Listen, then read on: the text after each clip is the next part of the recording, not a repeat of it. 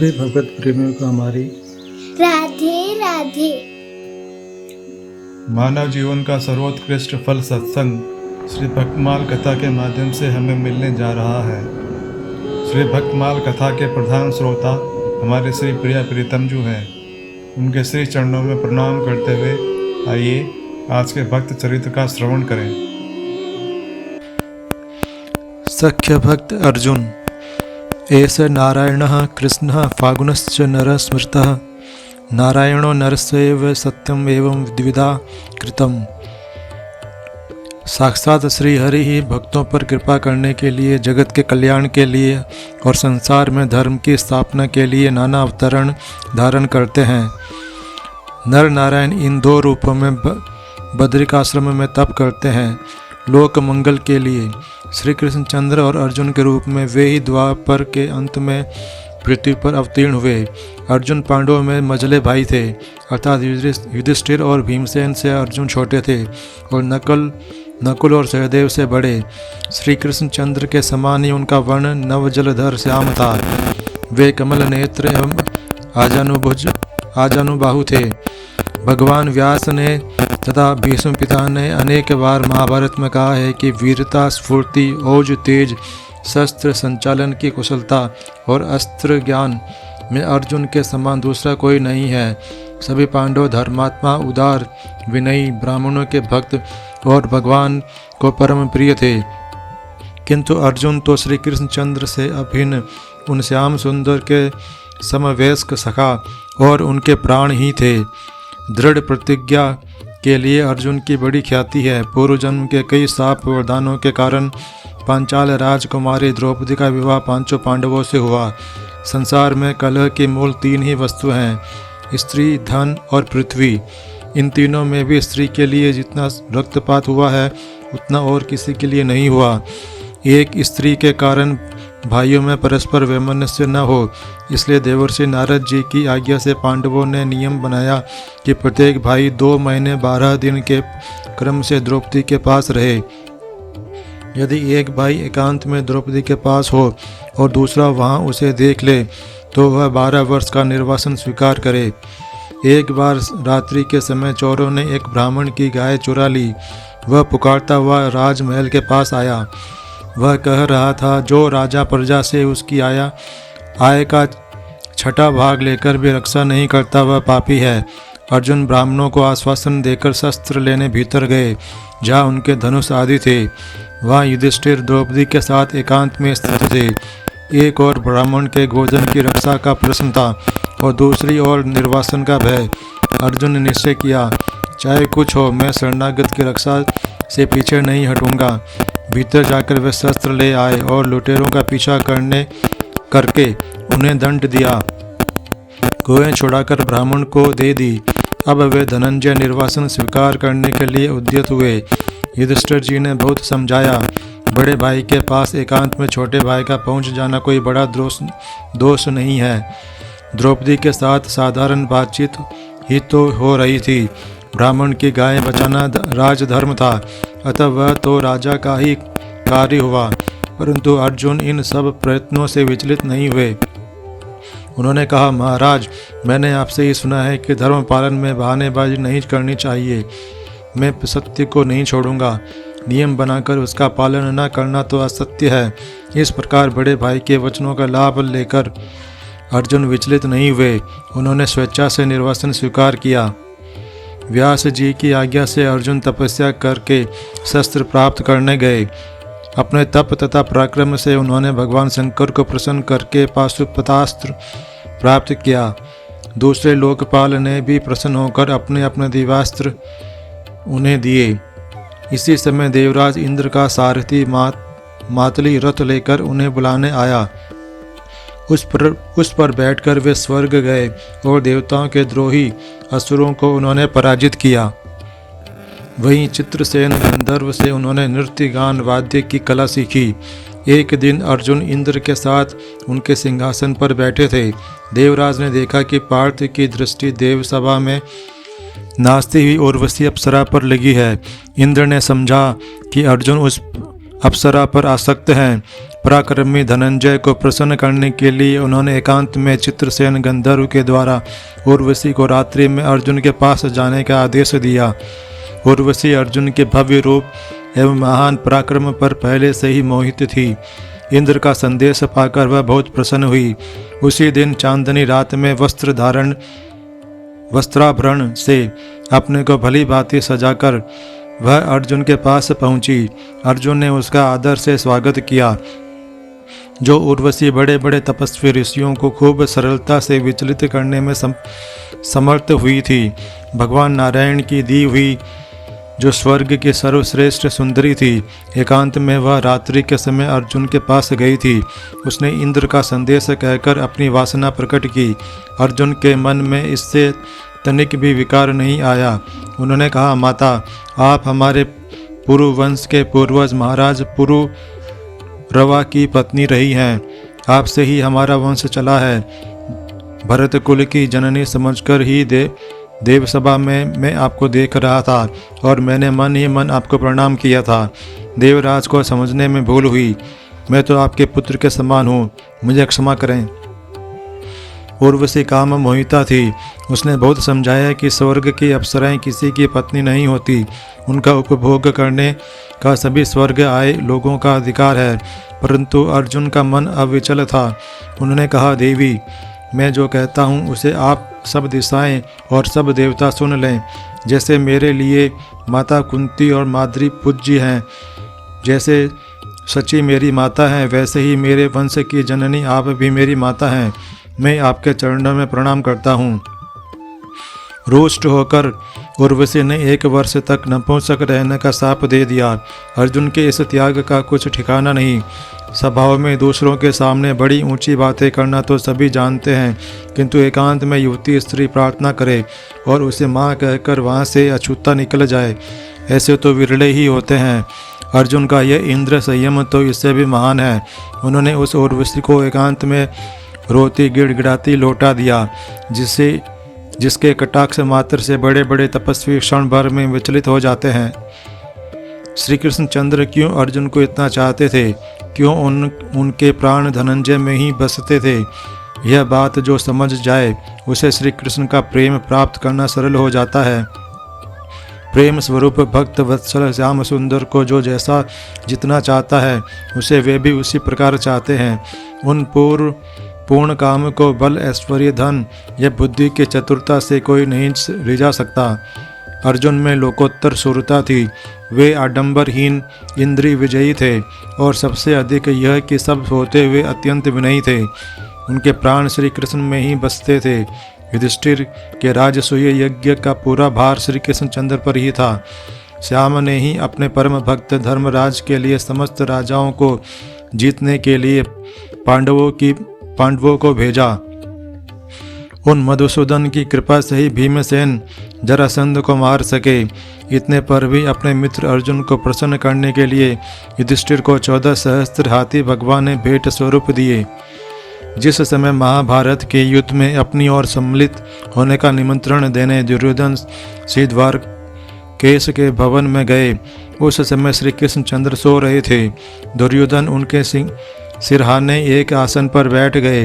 अर्जुन भी कुछ पीछे पहुँचे और हाथ जोड़कर श्याम सुंदर के श्री चरणों के पास नम्रतापूर्वक बैठ गए। भगवान ने उठकर दोनों का स्वागत सत्कार किया। दुर्योधन ने कहा, मैं पहले आया हूँ, अतः आपको मेरी ओर आना चाहिए। श्री कृष्ण चंद्र ने बताया कि मैंने पहले अर्जुन को देखा है। लीलामय ने तनिक हंसकर कहा, एक और तो मेरी नारायणी सेना के वीर सहस्त्र सहायता करेंगे और दूसरी ओर मैं अकेला रहूँगा, परंतु मैं शस्त्र नहीं उठाऊँगा। आप में से जिन्हें जो रुचे ले लें, किंतु मैंने अर्जुन को पहले देखा है, अतः पहले मांग लेने का अधिकार अर्जुन का है। एक और भगवान का बल, उनकी सेना और दूसरी ओर शस्त्रहीन भगवान, एक और भोग और दूसरी ओर श्याम सुंदर। परंतु अर्जुन जैसे भक्त को कुछ सोचना नहीं पड़ा। उन्होंने कहा, मुझे तो आपकी आवश्यकता है, मैं आपको ही चाहता हूँ। दुर्योधन बड़ा प्रसन्न हुआ। उसे अकेले शस्त्रहीन श्री कृष्ण की आवश्यकता नहीं जान पड़ी।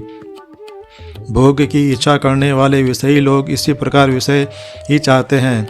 विषय भोग का त्याग कर श्री कृष्ण को पाने की इच्छा उनके मन में नहीं जागती। श्री कृष्ण चंद्र ने दुर्योधन के जाने पर अर्जुन से कहा, भला तुमने शस्त्रहीन अकेले मुझे क्यों लिया? तुम चाहो तो तुम्हें दुर्योधन से भी बड़ी सेना दे दूं। अर्जुन ने कहा, प्रभु आप मुझे मोह में क्यों डालते हैं? आपको छोड़कर मुझे तीनों लोकों का राज्य भी नहीं चाहिए। आप शस्त्र लें या न लें, पांडवों के तो एकमात्र आश्रय आप ही हैं। अर्जुन की यही भक्ति, यही निर्भरता थी जिसके कारण श्री कृष्ण चंद्र उनके सारथी बने। अनेक तत्ववेता ऋषि मुनियों को छोड़कर जनार्दन ने युद्ध के आरंभ में उन्हें ही अपने श्रीमुख से गीता के दुर्लभ और महान ज्ञान का उपदेश किया। युद्ध में इस प्रकार उनकी रक्षा में वे दया में लगे रहे, जैसे माता अबोध पुत्र को सारे संकटों से बचाने के लिए सदा सावधान रहती है।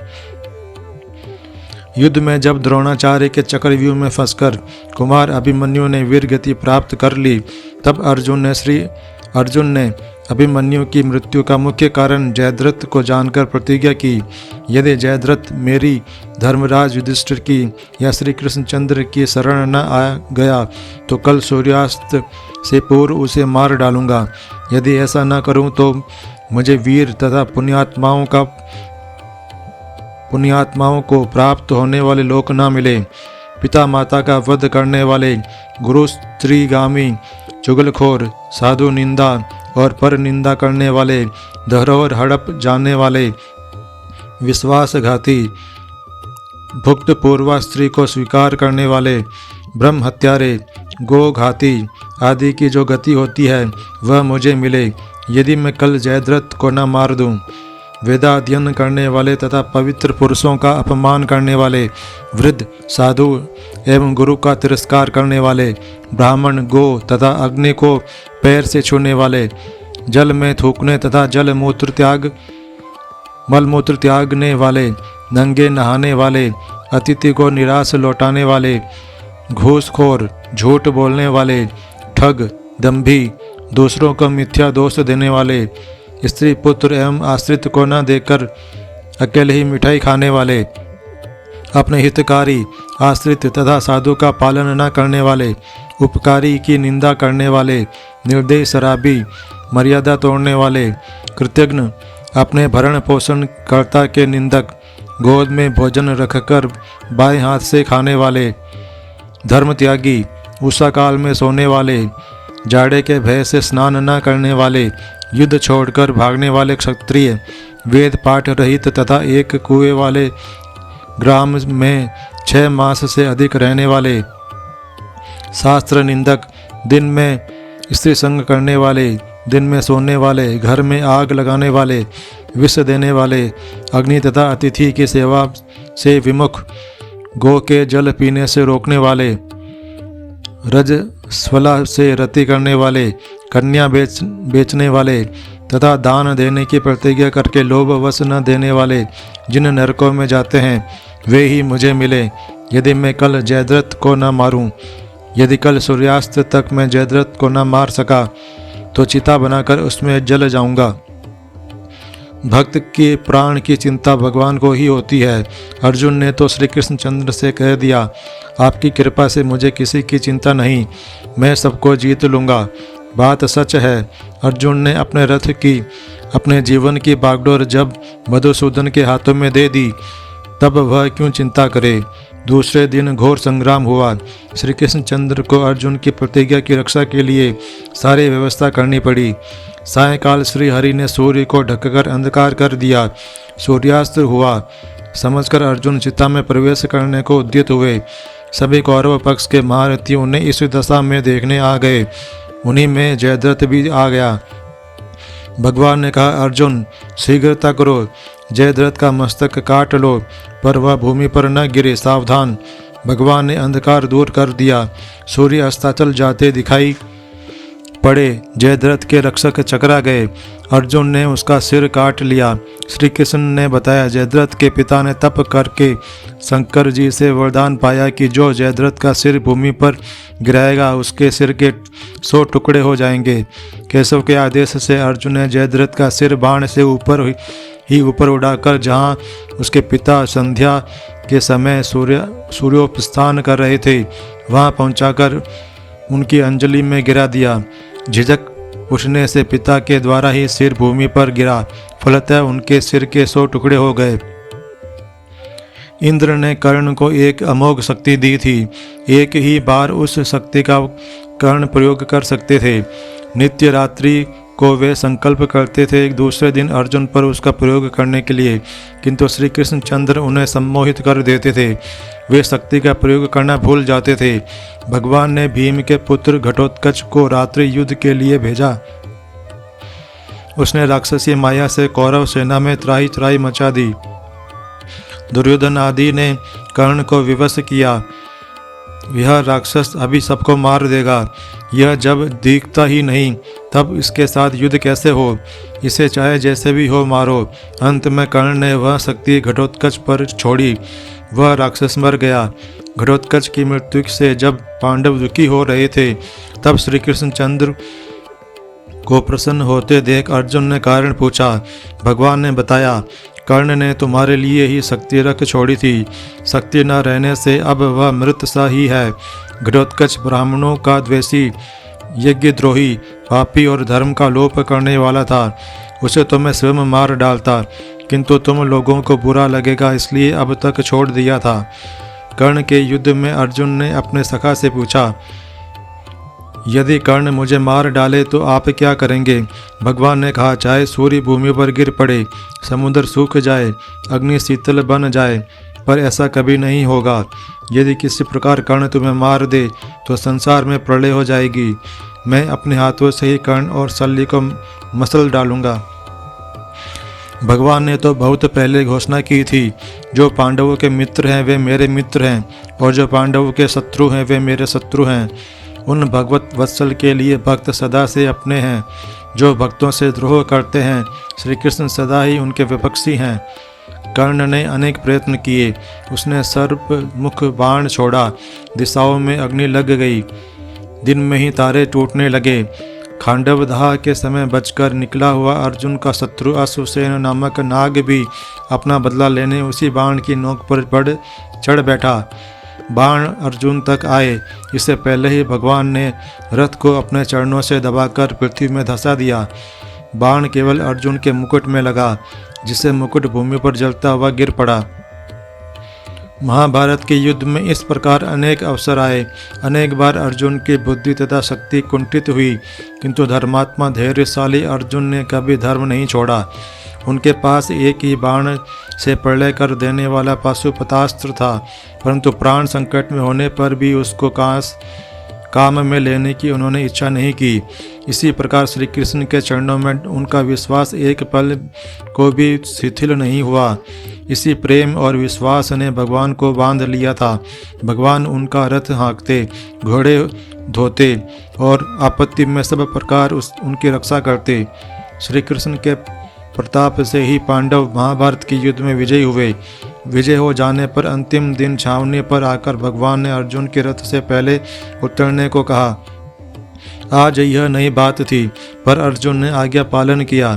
अर्जुन के उतरने पर जैसे ही भगवान उतरे कि रथ की ध्वजा पर बैठा दिव्य वानर भी अदृश्य हो गया और वह रथ घोड़ों के साथ तत्काल भस्म हो गया। भगवान ने बताया, दिव्यास्त्रों के प्रभाव से यह रथ भस्म तो कभी का हो चुका था। अपनी शक्ति से मैं इसे अब तक बचाए हुए था। आज तुम पहले न उतर जाते तो रथ के साथ ही भस्म हो जाते। अश्वत्थामा ने जब ब्रह्मास्त्र का प्रयोग किया तब भगवान ने ही पांडवों की रक्षा की। अश्वत्थामा के ब्रह्मास्त्र के तेज से उत्तरा का गर्भस्थ बालक मरा हुआ उत्पन्न हुआ। उसे श्री कृष्णचंद्र ने जीवित कर दिया। सुधन्वा को मारने की अर्जुन ने प्रतिज्ञा कर ली, तब भी मधुसूदन ने ही उनकी रक्षा की। द्वारका में एक ब्राह्मण का पुत्र उत्पन्न होते ही मर जाया करता था। दुखी ब्राह्मण मृत शिशु का शव राज द्वार पर रखकर बार बार पुकारता, पापी ब्राह्मण द्रोही सठ लोभी राजा के पाप से ही मेरे पुत्र की मृत्यु हुई है। जो राजा हिंसारत दुष्चरित्र अजितेंद्रीय होता है उसकी प्रजा कष्ट पाती है और दरिद्र रहती है। ब्राह्मण के 8 बालक इसी प्रकार मर गए। किसी के किए हुए कुछ होता नहीं था। जब 9वें बालक का मृत शव लेकर वह ब्राह्मण आया तब अर्जुन राजभवन में ही थे। वे श्री कृष्ण के साथ द्वारका आए हुए थे। उन्होंने ब्राह्मण की करुण पुकार सुनी तो पास आकर कारण पूछा और आश्वासन दिया। उन्होंने कहा कि मैं आपकी रक्षा करूंगा। ब्राह्मण ने अविश्वास प्रकट किया तो अर्जुन ने प्रतिज्ञा की, यदि आपके बालक को न बचा सकूं तो मैं अग्नि में प्रवेश करके शरीर त्याग दूंगा। 10वें बालक के उत्पन्न होने के समय ब्राह्मण ने समाचार दिया। उसके घर जाकर अर्जुन ने सूती का गार को ऊपर नीचे चारों ओर बाणों से इस प्रकार ढक दिया कि उसमें से चींटी भी न जा सके। परंतु इस बार बड़ी विचित्र बात हुई। बालक उत्पन्न हुआ, रोया और फिर सा शरीर अदृश्य हो गया। ब्राह्मण अर्जुन को धिक्कारने लगे। वे महारथी कुछ बोले नहीं। उनमें अब भी अहंकार था। भगवान से भी उन्होंने कुछ नहीं कहा। योग विद्या का आश्रय लेकर वे यमपुरी गए। वहाँ ब्राह्मण पुत्र न मिला तो इंद्र, अग्नि, निरति, चंद्र, वायु, वरुण आदि लोकपालों के धाम, अतल वितल आदि नीचे के लोक भी ढूंढे, परंतु कहीं भी उन्हें ब्राह्मण का पुत्र नहीं मिला। अंत में द्वारका आकर वे चिता बनाकर जलने को तैयार हो गए। भगवान ने अब उन्हें रोका और कहा, मैं तुम्हें द्विज पुत्र दिखलाता हूँ, मेरे साथ चलो। भगवान को तो अर्जुन में जो अपनी शक्ति का गर्व था उसे दूर करना था। वह दूर हो चुका। अपने दिव्य रथ में अर्जुन को बैठाकर भगवान ने 7 द्वीप, सभी पर्वत और 7 समुद्र पार किए। लोकालोक पर्वत को पार करके अंधकार में प्रदेश में अपने चक्र के तेज से मार्ग बनाकर अनंत जल के समुद्र में पहुँचे। अर्जुन ने वहाँ की दिव्य ज्योति देखने में असमर्थ नेत्र बंद कर दिए। इस प्रकार श्री कृष्ण चंद्र अर्जुन को लेकर भगवान शेषशाही के समीप पहुँचे। अर्जुन ने कहा, भगवान अनंत शेष जी की सैया पर सोए नारायण के दर्शन किए। उन भूमा पुरुष ने दोनों का सत्कार करके उन्हें ब्राह्मण के बालक देते हुए कहा, तुम लोगों को देखने के लिए ही मैंने ये बालक यहाँ मंगाए थे। तुम नारायण और नर हो, मेरे ही स्वरूप हो। पृथ्वी पर तुम्हारा कार्य पूरा हो गया। अब शीघ्र यहाँ आ जाओ। वहाँ से आज्ञा लेकर दोनों लौट आए। अर्जुन ने ब्राह्मणों को बालक देकर अपनी प्रतिज्ञा पूर्ण की। महाभारत के तो मुख्य नायक ही श्री कृष्ण और अर्जुन हैं। अर्जुन की शूरता, धर्मनिष्ठा, उदारता, भगवत भक्ति तथा उन पर भगवान मधुसूदन की कृपा का महाभारत में विस्तार से वर्णन है। दूसरे पुराणों में भी अर्जुन का उच्चरित है। इन ग्रंथों का अवश्य पढ़ना चाहिए। यहाँ तो थोड़े से चरित्र संकेत रूप से दिए गए हैं। अर्जुन भगवान के नित्य पार्षद हैं, नारायण के नित्य संगी नर हैं। धर्मराज युधिष्ठिर जब परम धाम गए तब वहाँ अर्जुन को उन्होंने भगवान के पार्षदों में देखा। दुर्योधन तक ने कहा, अर्जुन श्री कृष्ण की आत्मा है और श्री कृष्ण अर्जुन की आत्मा है। श्री कृष्ण के बिना अर्जुन जीवित नहीं रहना चाहते और अर्जुन के लिए श्री कृष्ण अपना दिव्य लोक भी त्याग सकते हैं। भगवान स्वयं अर्जुन को अपना प्रिय सखा और परम इष्ट तक कहते रहे हैं और उन्होंने अपना अर्जुन का प्रेम बने रहने तथा बढ़ने के लिए अग्नि से वरदान तक चाहा था। आज के हमारे भक्त चरित्र का वर्णन इतना ही। कल हम एक नए भक्त चरित्र के साथ श्री प्रिया प्रीतम जी के समक्ष प्रस्तुत होंगे। आपको हमारी राधे राधे।